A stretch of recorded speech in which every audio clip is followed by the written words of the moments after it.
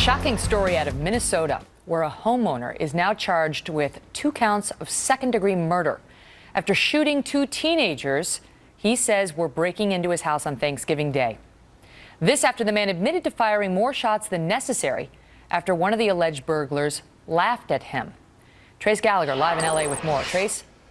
The police report on this, Megan, very hard to read. 64-year-old Byron Smith telling police that his house had been burglarized 8 times before. So on Thanksgiving Day, he was down in his basement. He heard a window break and footsteps come down. As soon as 17-year-old Nick Schaffel came into view, he opened fire. The teen tumbled down the steps. He then shot him again in the face, telling police, quote, "I want him dead." When his 18-year-old cousin Haley Kiefer came down the stairs minutes later, he shot her. And when she fell down the stairs, he walked up to shoot her again, but the gun jammed. He says that she laughed and then told police, and I'm quoting here, "If you're trying to shoot somebody and they laugh at you, you go again."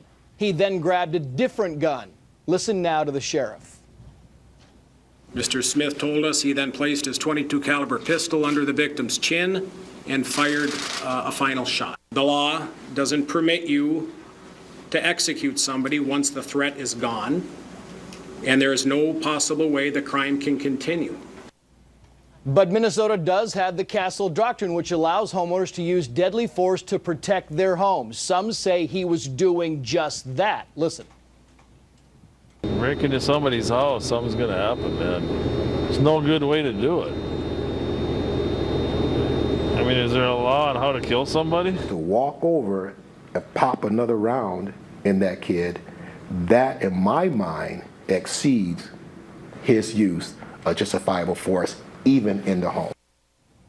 Byron Smith never notified the authorities until the next day because he says he panicked. He finally called a neighbor asking for a lawyer, telling him what happened. The neighbor called police. He is now being charged with second-degree murder, 2 counts, being held on $2 million bond. Megan. Wow, Trace, thank you. So, second-degree murder, is it the right call? Joining me now, Joey Jackson, former prosecutor and defense attorney, and Brian Claypool, who is a defense attorney. You tell me. I mean, they were down. He shot them as they were coming down the stairs, one after the other. They were down, and then he finished them off. How is that self-defense at that point, Brian? Well, Megan, here's the problem for prosecuting Byron Smith in Minnesota. The law, as it states right now, says that if you're a homeowner in Minnesota and somebody breaks into your property without consent and they are going to commit a felony, you can kill that person. This law does not distinguish between whether there was a reasonable, immediate threat to the person who owns the property. There's no language in the statute that says that. So I would argue for Byron Smith, obviously there's a tragedy, but I would argue for him, though, that the way this law is stated, he has an absolute immunity to being prosecuted for second-degree murder, and I would request an immunity hearing before this judge to have all the charges dropped. So if that's true, Joey, then someone can break into your house. As soon as they step foot in the house, they're dead. They can step foot in the house, and no matter what happens, you just shoot to kill, continue shooting, shoot until you're sure they're dead. That's it. Absolutely not.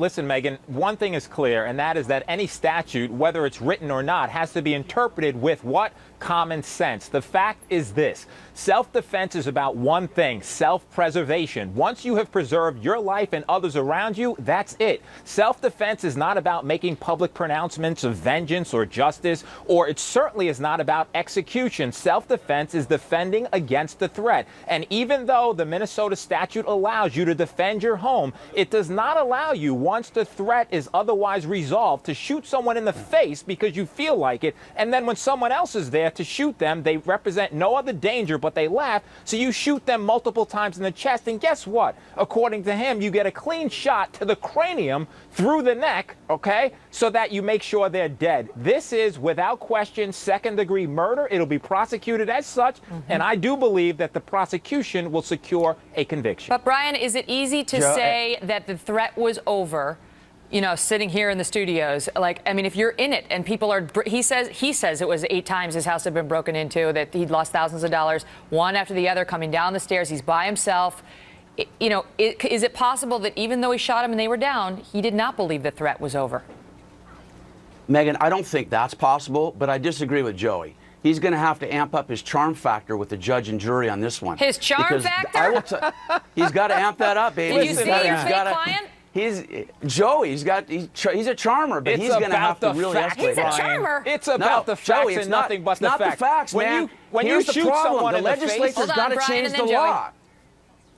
Joey, the legislator's got to change the law here. Sometimes tragedies happen in our country to prompt change. The way that statute reads, it does not speak to immediate threat of death to the person who owns the property. It simply says you can kill somebody if they're entering your property with the intent to commit a crime. Okay. Now, if that's the case, it doesn't say you can shoot once, twice, 3 times, or 4 times. That guy was right who they Let me interviewed. just jump in. This is the charm factor. Okay, this is the charm factor.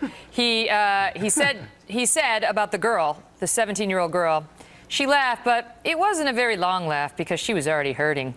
And that's when he shot her in the chest several times, dragged her next to Brady, and while she was still gasping for air, fired a shot under her chin up into the cranium and described it as a good, clean finishing shot.